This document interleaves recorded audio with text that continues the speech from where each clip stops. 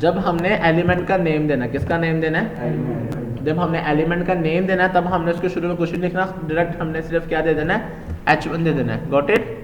अगर इसी तरह अगर टेबल होता तो मैं इसको यहाँ दे देता खाली टेबल, और मैं अगर इसको यहाँ जाकर रिफ्रेश करता हूँ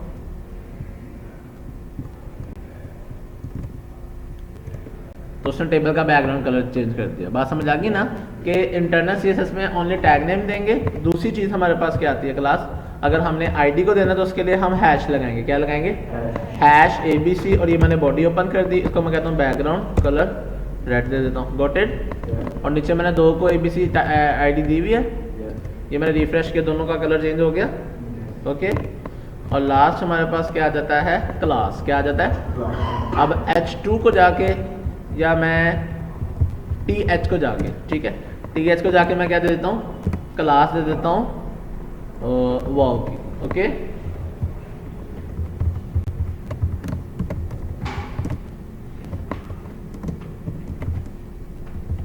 क्लियर। इन दोनों को ये क्लासेस दे दी, ऊपर हम जाके क्लास बनाते हैं। क्लास बनाने का बेटा तरीका क्या होगा कि डॉट लगा के आगे आपने देना है ABC, और ये आपने बॉडी ओपन कर दी, बैकग्राउंड कलर, और ये आपने क्या दिया, ब्लू।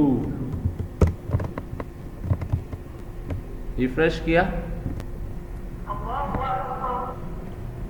कुछ भी नहीं हुआ। क्यों, क्या गलती किया, क्लास का नाम हमने रखा था वाओ, और नाम हमने यहाँ दे दिया ABC। ये मैंने किया रिफ्रेश, ये दोनों हेडर जो थे कलर ग्रीन हो गया। बात समझ आ गई आपको, ओ ब्लू हो गया। क्लियर हो गया सबको। Class ID clear, inline CSS clear, इतनी इनलाइन सीएसएस थी। Inline CSS clear, internal CSS clear. Okay, inline and internal both are also clear. इसका कोड सेंड कर दूं आपको।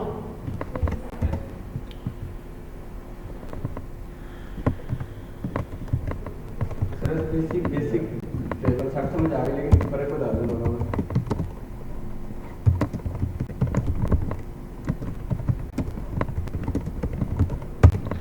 अच्छा, बेसिक क्या बता दें, फर्क आईडी और क्लास कब इस्तेमाल करनी है। नॉर्मली हम जितने भी कलर स्कीम्स वगैरह ग्रुप्स बनाएंगे उनके लिए आपने क्लासेस ही इस्तेमाल करनी है। आईडी हम तब नॉर्मली इस्तेमाल करते हैं जब हम जावास्क्रिप्ट यूज़ कर रहे होते हैं। ठीक है, जावास्क्रिप्ट के लिए हम आईडीज को यूज़ करते हैं स्पेसिफिकली फंक्शंस को कॉल करने के लिए, लेकिन क्लास, लेकिन ये भी मैंने बताया कोई असूल नहीं है।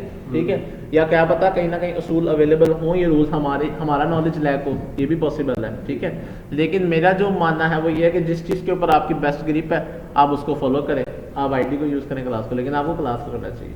ठीक है, बाकी सर्चेस करते रहा करें, और मेरी वीडियो के नीचे भी ना लेकर आया करें कंटेंट जहाँ मेरे से मिस्टेक सर ऐसे नहीं ऐसे होता है, मुझे खुशी होगी, वेरी गुड, ताकि मैं उसको ठीक करूँ। बात समझ आ रही है।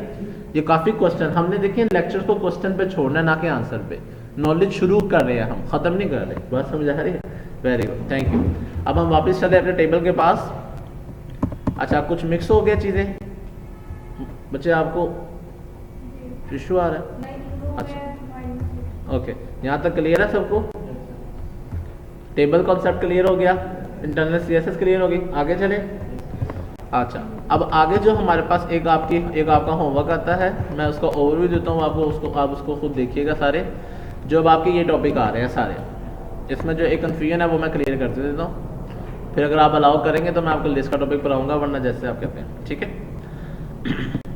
हम गए थे बॉर्डर के पास। ठीक है,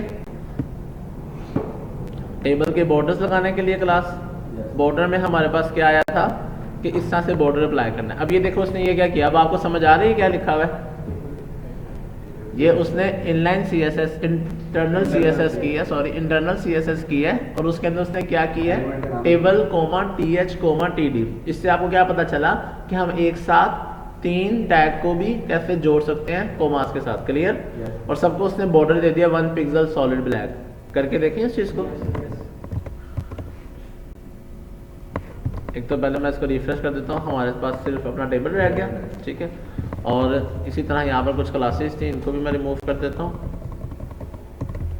तो मैंने यहाँ देता हूँ सिर्फ TH देता हूँ पहले। ठीक है, TH, और बॉर्डर लगाने का जो अभी हम बॉर्डर के टॉपिक को डिटेल पढ़ेंगे, अभी आप इसको बस इतना देख लें। 1 पिक्सल उसकी विड्थ है, सॉलिड उसका स्टाइल है, और कलर मैंने कह दिया उसका ब्लैक है। ओके, तो अभी अगर मैं इसकी आउटपुट देखूँ तो कुछ आउटपुट मेरे पास ऐसे आ रही है, क्योंकि मैंने सिर्फ किसको टारगेट किया है, TH को। ओके, और इसी के आगे या तो मेरे पास एक तरीका था कि मैं इसको नीचे दोबारा से लिखता TR के लिए, अगर आप यहाँ पर भी TD के लिए कॉमा लगा के TD कर देंगे तो ये इसके लिए भी अप्लाई हो जाएगा। Got it.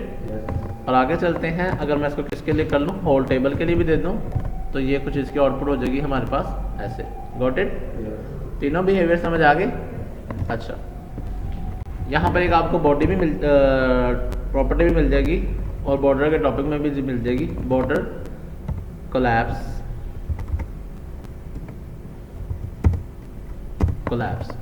कोलैप्स करेंगे तो ये जो रिपीट हो रहा था उसकी बॉर्डर लाइन वो कंप्लीट होगी। बात समझ आ गई? यहाँ तक सबको क्लियर है? ये चीज़ें आगे आती जाएंगी, ये आगे जाके फिर भी आगे जाके हम दोबारा पढ़ते जाएंगे। यहाँ तक क्लियर हो गया सबको? बॉर्डर लगाना सिंपल क्लियर। ओके, आगे चलते हैं।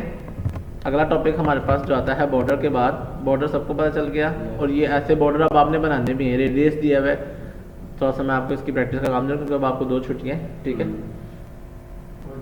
कोलैप्स।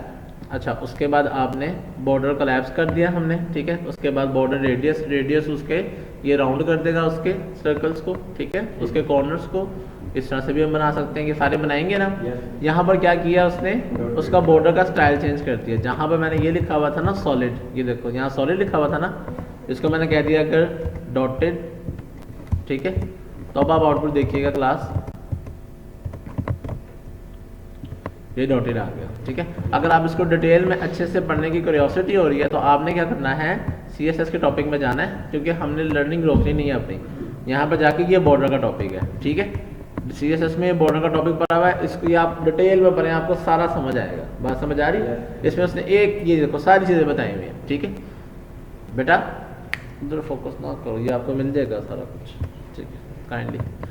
अच्छा, यहाँ तक क्लियर सबको? ये बॉर्डर ऐसा भी बन जाएगा हमारा, बन जाएगा ना सबका? Very good. आगे चलते हैं टेबल साइजेस पे। टेबल साइजेस, अच्छा टेबल साइजेस के अंदर क्या है, इसमें कुछ ज़्यादा प्रॉब्लम नहीं है, सिर्फ उसने विड्थ को पिक्सल या परसेंटेज में वैल्यू दे दी है। बात समझ आ रही है? अगर हम इसकी आउटपुट देखें तो उसने क्या किया, इसको हमारा जो टेबल था वो कितने पे था, वो इतने ही एरिया पे था, ऐसे ही है। ठीक है, यहाँ जाके उसने क्या किया है, टेबल को स्टाइल में जाके विड्थ देके उसको कितनी विड्थ दे दिया, 100%। अच्छा ये देखें, एट अ टाइम हम दोनों लगा सकते हैं, लेकिन जो सबसे ज़्यादा प्रायोरिटी होती है वो होती है इनलाइन CSS की। ठीक है, जो ये CSS है इसकी प्रायोरिटी सबसे ज़्यादा है। ओके, इनलाइन की। अगर आपने एक चीज़ इनलाइन में भी कर दी है और इंटरनल में भी कर दी है तो वो किसको उठाएगा, इनलाइन। ठीक है, लेकिन इनलाइन में हम क्यों नहीं करते, आपका क्वेश्चन था। जब आपके पास जब पूरी वेबसाइट का पेज बना रहे होंगे, आपके पास थाउजेंड्स ऑफ कोड आ जाते हैं, थाउजेंड्स ऑफ लाइन का कोड होगा। बात समझ आ रही है? तो इनलाइन में आप कहाँ खपते रहेंगे कि कौन सी चीज़ कहाँ पर है, कौन सी चीज़ कहाँ पर है, एज कम्पेयर टू अगर आप इंटरनल पे कर रहे होंगे तो आप नीचे उसको टारगेट करेंगे। लेकिन कमेंट्स हम यूज़ करें तो हमारे लिए ज़िंदगी बहुत ज़्यादा आसान रहेगी। विड्थ मैंने इसकी भी दे दी 100%। 100% का टॉपिक मैंने पढ़ाया, परसेंटेज बताया आपको क्या होती है परसेंटेज और पिक्सल में क्या फ़र्क है, ये आपने अभी पढ़ा नहीं है टॉपिक।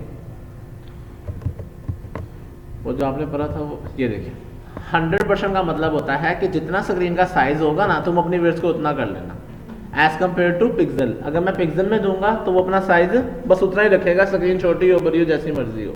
लेकिन अगर मैं उसको ऐसे दूंगा तो वो क्या करेगा, अपने स्क्रीन को किसके अकॉर्डिंग कर लेगा, अपनी विड्थ को। अगर मैं इसको 50% देता तो स्क्रीन के हाफ पे रहता है, स्क्रीन का साइज जितना मर्जी होता है वो स्क्रीन के हाफ पे। रिस्पॉन्सिव डिज़ाइन बनाने के लिए, यानी कि हर व्यू पे आपका डिज़ाइन बिल्कुल ठीक आए, उसके लिए हम एक विड्थ 100% को भी परसेंट्स को भी इस्तेमाल करते हैं। क्लियर है सबको? अच्छा, और इसमें क्या है क्लास,